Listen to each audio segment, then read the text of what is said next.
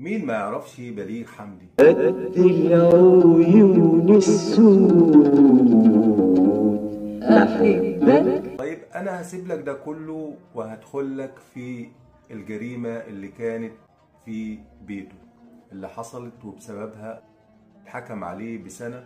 تبدأ الأحداث بزيارة عبد المجيد تدري بصحبة فتاة مغربية اسمها سميرة مليان. حصل عركة أو خناقة بين السري الخليجي والبنت أو الفتاة المغربية، وعدها إن هو يعمل لها ألبوم غنائي والملحن هيكون بليغ حمدي. فالبنت رمت نفسها من بلكونة فوقعت ماتت.